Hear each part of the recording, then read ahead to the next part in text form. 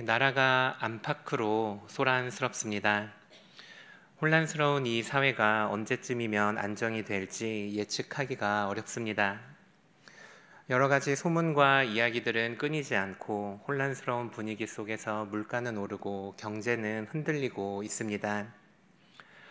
세대 간 갈등은 깊어져 가고 또 역대 최저를 기록했던 출산율은 아직 회복할 기미를 보이지 않습니다. 세계적인 인류학자인 데이비드 콜먼은 한국이 이 출산율 문제를 해결하지 않으면 지구상에서 사라지는 최초의 국가가 될 거라고 경고했습니다. 우리 자녀들 세대 가운데서도 이 도덕적 가치관에 대한 개념을 찾아보기가 어려운 시대를 살고 있습니다. 돈만 많으면 뭐든지 괜찮다는 물질 만능주의가 아주 만연합니다. 윤리적 가치보다는 멋진 자동차가, 그리고 성숙한 내면의 모습보다는 잘생긴 외모가 훨씬 가치 있는 시대를 살아가고 있습니다.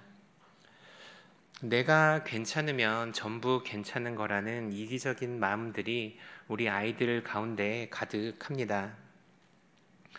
이 삶에는 아무런 기준도 없고 또 내 눈에 좋은 대로, 내 마음에 내키는 대로 행동을 하며 살아가고 있습니다. 그렇다면 우리 어른들의 삶은 어떻습니까? 회사에서 오피스 와이프 또 오피스 허즈번드라는 표현이 버젓이 사용되고 있는 시대입니다.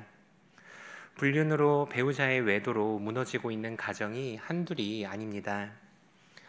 왕이 없어 마음대로 살았다는 이 사사시대의 모습이 지금보다 심하지는 않았을 것 같습니다. 그런데 문제는 세상에 이런 문제들이 세상에만 있는 것이 아니라는 것입니다. 우리 교회 안에도 시기와 다툼이 있고 또 우리 삶 속에는 불의하고 정직하지 못한 일들이 가득합니다. 우리 안에 하나님의 말씀대로 살아가고 싶은 소망은 있지만 죄의 관성에서 벗어나지 못하는 우리의 모습을 매일 보고 살고 있습니다. 이렇게 무너진 한국 사회와 한국 교회 앞에 여전히 소망이 있습니까? 우리는 과연 어떻게 무너진 우리의 삶을 회복할 수 있겠습니까? 오늘 우리가 읽은 본문 말씀에는 죄로 인해 삶의 모든 영역이 무너졌던 시대가 배경으로 나옵니다. 그리고 이런 이스라엘을 하나님께로 돌이켰던 한 왕이 나오는데 그 왕의 이름은 요시야입니다. 오늘은 이 요시야의 이야기를 통해서 무너진 시대를 다시 하나님께로 돌이키는 방법을 살펴보기를 원합니다. 그리고 오늘 말씀을 통해서 다시 한번 하나님의 뜻대로 살기로 결심하시는 우리 모두가 될 수 있기를 바랍니다. 우리 함께 첫 번째 대지를 한 목소리로 함께 읽도록 하겠습니다. 함께 읽겠습니다. 우리는 하나님께로 돌이키기 위해 우상을 제거해야 합니다. 우리가 오늘 살펴볼 이 요시야 왕은 겨우 8살의 나이에 왕 위에 오른 인물입니다. 하지만 성경은 그가 어린 나이 때부터 하나님을 알았고 또 20살이 되면서부터는 종교 개혁을 일으킨 위대한 인물이었다고 표현을 합니다. 게다가 성경은 그가 여호와 보시기에 정직하게 행하여 그의 조상 다윗의 길로 걸으며 좌우로 치우치지 아니한 사람이라고 말을 합니다. 성경에서 특히나 이 분열 왕국의 시대에서 정말로 보기 어려운 하나님의 사람이라 할 수 있습니다. 그런데 그 요시야가 살았던 시대는 하나님의 백성들이 살기에는 적합한 곳이 아니었습니다. 북이스라엘은 이미 아수르에 의해 멸망을 당했고 남유다는 계속해서 쇠퇴의 길을 걷고 있었습니다. 중동 지역의 패권을 장악했던 아수르가 힘을 조금씩 잃어갔고 동쪽의 바벨론은 그 세력을 계속해서 확장시켜 나가고 있었습니다. 그리고 남쪽에서는 아수르에 눌려있던 애굽이 점차 힘을 회복하고 있었습니다. 이 세 개의 강대국 사이에 끼어있는 이스라엘의 모습은 바람 앞에 있는 촛불과 같았습니다. 게다가 더 안 좋은 사실은 바로 그 이스라엘 내부의 영적인 상태였습니다. 이스라엘 곳곳에 세워진 산당에서는 하나님을 향한 예배와 이방신을 향한 예배가 혼합되어 진행됐고 이스라엘 백성들은 바알을 위한 성전을 세우고 아세라 목상들을 이스라엘 곳곳에 세워뒀습니다. 이 이스라엘의 종교성이 아주 탁월해서 이들은 모든 1월 성신에게도 경배하며 절을 했다고 성경은 기록하고 있습니다. 하나님께서는 이 이스라엘의 죄가 하나님께서 심판하신 이방 나라들의 죄보다도 크다고 말씀하셨습니다. 이때 요시아가 이스라엘을 개혁하기 위해 이 우상 숭배를 이스라엘에서 끊어내기로 결단을 합니다. 우리 함께 역대하 34장 3절 말씀을 함께 읽도록 하겠습니다. 함께 읽겠습니다. 아직도 어렸을 때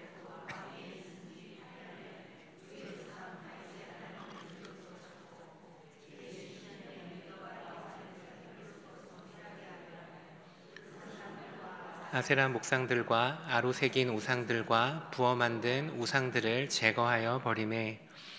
요시아는 이스라엘을 개혁하기 위해서 이 이스라엘에 만연했던 우상 숭배의 문화를 끊어내기 시작했습니다. 요시아는 직접 전궁을 돌아다니며 바알의 성전을 무너뜨렸고 아세라 목상들과 아로 새긴 목상들을 제거하였습니다. 이스라엘을 새롭게 하기 위해서 요시아가 선택한 첫 번째 전략은 바로 이스라엘에 만연했던 우상 숭배의 문화를 끊어낸 것이었습니다. 우리도 우리의 이 무너진 삶을 새롭게 하기 위해서 우리 삶 가운데 만연한 이 우상 숭배의 문화를 끊어낼 수 있어야 합니다. 이 우상이라 함은 좁은 의미로는 돌이나 금속이나 나무를 조각해서 만든 종교적 대상을 말합니다. 그리고 우상이란 넓은 의미에서 우리가 하나님보다 사랑하는 모든 것을 말한다고 할 수 있습니다. 오늘날 우리는 구약시대의 이스라엘처럼 우상을 조각해서 절을 하지는 않습니다. 하지만 우리 삶 가운데 하나님보다 우리가 더 사랑하고 있고 하나님보다 더 귀히 여기고 있는 것이 있다면 그것이 바로 우상 숭배라 성경은 말합니다. 그리고 오늘날 우리 시대 가운데 가장 만연한 우상 숭배는 바로 나 자신을 사랑하는 일입니다. 성경은 하나님보다도 나의 일을 사랑하고 내 자신을 귀히 여기는 것, 이것을 우상 숭배라고 말하고 있습니다. 우리가 이 피폐한 사회와 우리의 무너진 가정을 회복시키기 위해서는 나 중심으로 생각하는 모든 우상을 무너뜨릴 수 있어야 합니다.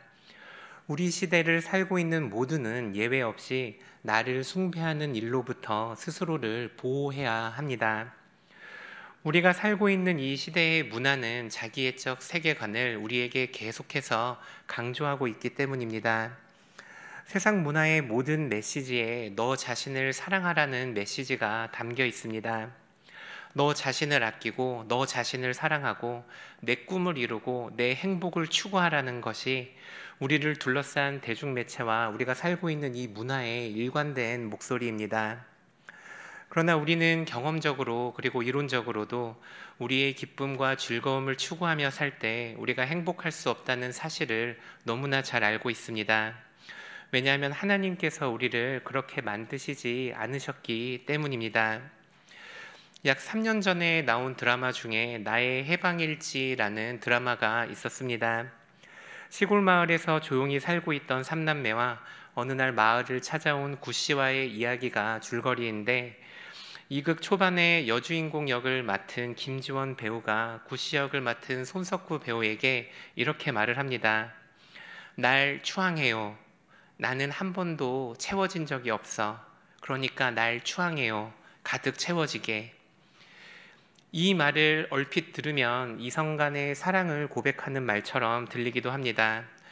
하지만 그 앞뒤 문맥을 잘 살펴보면 이 말은 현대사회를 살아가는 사람들 마음속에 숨겨져 있는 그 허무한 그 마음들, 세상은 내가 삶의 중심이고 너를 위해서 살라고 말을 하는데 정작 채워지고 있지 않은 나의 내면을 표현한 말이라는 것을 알 수 있습니다. 즉, 날 추앙해요, 날 추앙해서 나를 채워줘요 라는 이 말은 현대사회를 살아가는 자기중심적 세계관에 길들여진 모든 현대인들의 고백이라는 것입니다. 우리가 살고 있는 세계는 계속해서 우리에게 너 자신을 사랑하라고, 너 자신을 위해 살아가라고 말을 합니다. 하지만 우리는 나 자신을 사랑하는 삶 가운데 만족할 수 없다라는 것을 우리가 분명히 기억해야 합니다.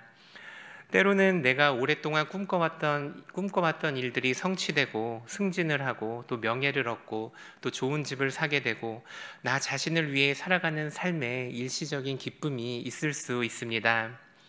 하지만 나의 즐거움과 나의 비전, 그리고 나의 뜻, 나의 성취를 추구하는 이 삶 속에는 참된 기쁨이 없습니다. 우리는 우리가 얻은 성취에 결코 만족하지 못하고 또 다른 즐거움, 또 다른 기쁨을 쫓아 살아가게 됩니다. 우리는 나의 뜻이 아니라 하나님의 뜻을, 그리고 나의 나라가 아니라 하나님의 나라를 추구하며 살아가야 한다는 사실을 기억하시기를 바랍니다. 그리고 오늘 하나님의 말씀 앞에서 우리 스스로를 돌아보시기를 바랍니다. 과연 우리는 지금 나의 뜻과 나의 비전이 아니라 하나님의 뜻과 하나님의 나라를 위해 살아가고 있습니까? 내가 지금 하고 있는 일이, 그리고 내가 지금 간절히 바라고 있는 그 일이 하나님의 나라와 하나님의 뜻을 위한 일인지 돌아보시기를 바랍니다. 그리고 하나님 앞에 겸손한 마음으로 하나님의 도우심을 구하는 우리 귀한 성도님들 되시기를 바랍니다. 나의 뜻대로가 아닌 하나님의 뜻대로 내 삶의 모든 일이 일어나기를 바라시는 우리 성도님들 되시기를 축복합니다.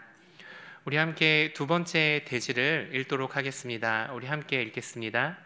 우리는 하나님께로 돌이키기 위해 우리 함께 역대하 34장 8절 말씀도 읽도록 하겠습니다. 함께 읽겠습니다. 여덟째 해에 그 땅과 성전을 정결하게 하기를 마치고 그의 하나님 여호와의 전을 수리하려 하여 아샬라의 아들 사반과 시장 마아세야와 서기관 요아하스의 아들 요아를 보낸지라. 두 번째로 요시야는 이스라엘을 개혁하고 회복하기 위해서 하나님의 성전을 수리하기 시작합니다. 사실 이 성전은 히스기야 시대 때 이미 수리를 마친 상황이었습니다. 하지만 요시야의 할아버지인 므낫세와 요시야의 아버지인 아몬의 시대를 거치면서 이 성전이 다시 방치되기 시작했습니다. 므낫세는 우상을 만들어 성전에 두었고 성전은 우상 숭배자들에 의해 파괴되고 더럽혀졌습니다. 그래서 요시야가 이스라엘을 회복하고자 했을 때 성전을 회복하고 성전에서 드리는 예배를 회복하는 일을 했습니다. 우리가 두 번째로 우리의 삶을 바로 세우기 위해서 해야 할 일은 우리 삶 가운데 예배를 세우는 일임을 기억하시기를 바랍니다. 여기에서 예배라는 것은 수요 예배, 금요 기도회, 새벽 기도회도 모두 포함할 수 있지만 특별히 우리가 주일에 드리는 공예배를 의미합니다. 공예배라는 것은 특별히 성별된 장소에서 주님이 부활하신 주의 날에 함께 모여 공동으로 드리는 예배를 말을 합니다. 우리가 지난 팬데믹을 겪으면서 우리 교회가 참 많은 것을 잃었습니다. 우리가 많은 성도를 잃기도 했고 또 우리가 사회적인 명성을 잃기도 했는데 우리가 잃은 가장 큰 손실은 바로 이 공예배를 대하는 우리의 자세입니다. 우리가 줌으로 드리는 예배가 벌써 습관이 돼서 아직도 주일 예배를 드리는 성도들이 꽤 있습니다. 또 개인적인 일이 있거나 중요한 가족 모임이 생길 때 또 주일 예배를 빼먹고 줌으로 예배를 드리는 경우들이 종종 있습니다. 물론 누군가는 은혜의 시대를 살아가는 우리들에게 더 이상 정죄함은 없다고 말을 할 수 있습니다. 물론 맞는 말이고 틀린 말은 아니지만 하지만 예배를 대하는 우리의 자세를 돌아볼 필요는 있습니다. 우리 믿음의 선배들은 안식일을 거룩하게 지키기 위해 주일 예배 때 돈을 쓰지 않고 필요한 물품들을 전날에 사놓기도 했습니다. 저도 어렸을 때 주일에 돈을 썼다가 교회 어르신들에게 혼났던 기억이 지금도 있습니다. 그리고 우리 가운데도 그런 주일을 지키셨던 분들이 있을 겁니다.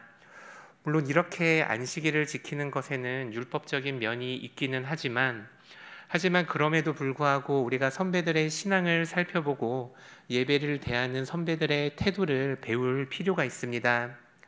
우리가 정말 특별하거나 정말 급작스럽거나 불가피한 일이 아니라면 공예배를 중요시하고 그 예배에 참석하시기를 바랍니다. 예배의 내용이 중요한 만큼 예배의 형식도 중요합니다. 예배의 틀이 있어야 그 안에 예배의 내용이 담기게 되고 하나님의 은혜와 사랑이 그 예배라는 틀을 통해 우리에게 흘러오게 됩니다. 칼빈 대학교에서 가르치는 제임스 스미스라는 교수님이 있습니다. 이분이 하나님 나라를 욕망하라라는 제목의 책을 썼는데, 그는 이 책에서 말하길 인간은 사랑하고 욕망하는 존재이므로 우리가 사랑하고 욕망하는 대상이 우리의 정체성을 형성하고 우리 삶의 목적을 결정한다고 말을 합니다.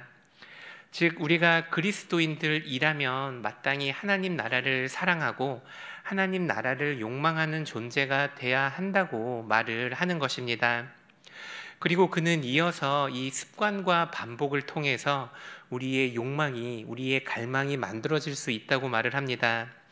즉, 계속해서 반복적으로 드리는 우리의 예배를 통해, 그리고 그 안에 담긴 예배의 내용을 통해서 우리가 하나님 나라를 갈망하게 되고 하나님 나라를 욕망하게 된다는 것입니다.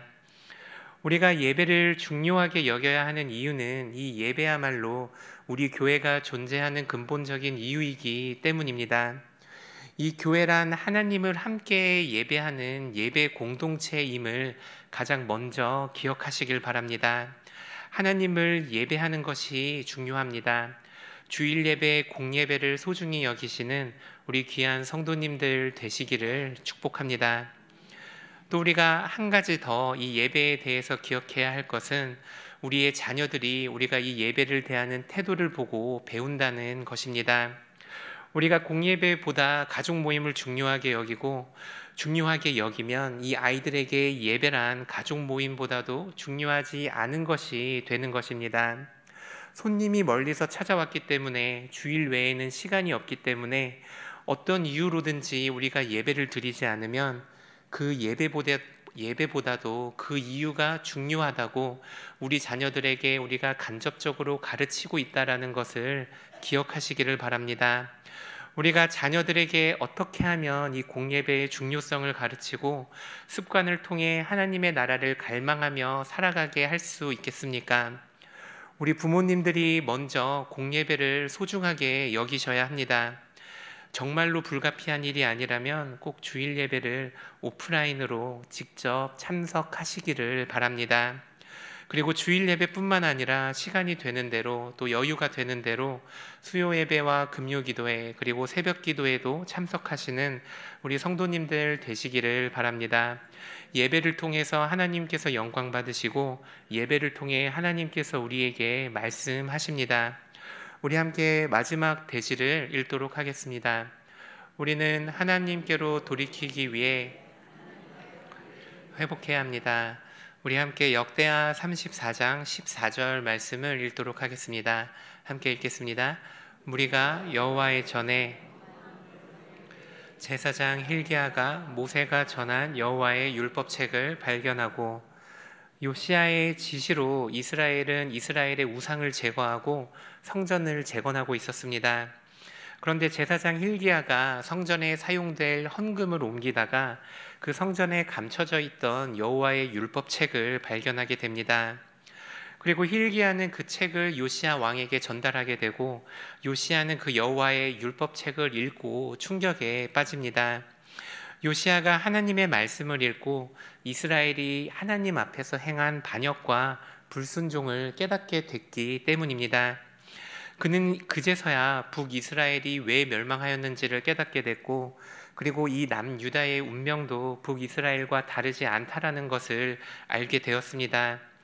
그제서야 요시야는 하나님의 율법 앞에서 이스라엘의 죄를 회개합니다. 하나님의 율법을 발견한 이스라엘은 마지막으로 하나님의 율법 앞에서 회개함으로 마침내 하나님께로 온전히 돌이키게 됩니다. 우리도 우리의 삶을 회복하기 위해서 이 하나님의 말씀 앞에서 우리의 삶을 회개함으로 하나님과의 관계를 회복해야 한다는 것을 기억하시기를 바랍니다. 여기서 한 가지 더 기억해야 하는 것은, 율법 앞에서 회개한다는 의미는 우리 삶에 하나님의 율법이라는 또 다른 윤리적인 지침을 추가한다라는 의미는 아니라는 것입니다.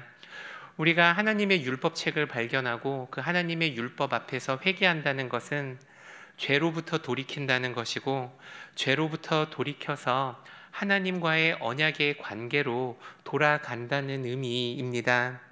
즉 요시아가 하나님의 율법 앞에서 회개하고 돌이킨 것은 하나님이 다시 이스라엘의 하나님이 되고 이스라엘이 다시 하나님의 백성이 되는 그 언약의 관계로 돌아간 것을 말을 합니다. 우리가 하나님의 말씀 앞에서 회개하고 회복해야 하는 모습도 이것입니다. 우리가 하나님의 말씀을 가지고 하나님 앞에서 회개할 때 하나님은 나의 하나님이 되시고 나는 하나님의 백성이 되는 일이 일어나게 됩니다. 우리가 하나님 앞에서 지은 죄를 회개하게 될 때 하나님은 나의 아버지가 되시고 나는 그분의 자녀가 되며 주님은 나의 신랑이 되시고 나는 그분의 신부가 되는 그 언약의 관계가 회복된다라는 것을 기억하시기를 바랍니다. 이 언약이라는 것은 예수님의 피로 완성된 새 언약으로 누구도 빼앗을 수 없고 누구도 돌이킬 수 없는 언약입니다. 우리가 회개할 때 하나님과의 관계가 회복되게 됩니다. 우리가 회개할 때 온 세상을 창조하신 전능하신 하나님이 나의 아버지가 되셔서 나를 찾아오시게 되는 것입니다. 우리가 우리의 무너진 삶을 회복하기를 원합니까? 우리가 우리의 무너진 가정을 다시 세우고 무너진 교회와 한국 사회를 회복하기를 원하십니까? 하나님의 말씀 앞에서 회개하고 하나님과의 관계를 돌이키는 우리 귀한 성도님들 되시기를 바랍니다. 하나님의 이 말씀 앞에서 하나님의 뜻이 아니라 나의 계획과 나의 뜻과 나의 목적을 추구했던 과거의 삶을 반성하고 우리의 삶 가운데 예배를 바르게 세우지 않았던 우리의 모습을 회개하시기를 바랍니다. 우리가 우리 죄를 자백하면 저는 미쁘시고 의로우사 우리 죄를 사하시며 모든 불의에서 우리를 깨끗게 하시는 분이십니다. 우리가 하나님 앞에서 나라는 우상 숭배를 버리고 우리가 하나님 앞에서 예배를 회복하고 우리가 하나님 앞에서 회개하며 나아갈 때 하나님께서는 우리의 삶을 회복시키십니다. 오늘 말씀을 기억하시면서 앞으로도 계속해서 하나님의 거룩한 자녀로 살아가시는 우리 서울시민교회 귀한 성도님들 되시기를 축복합니다.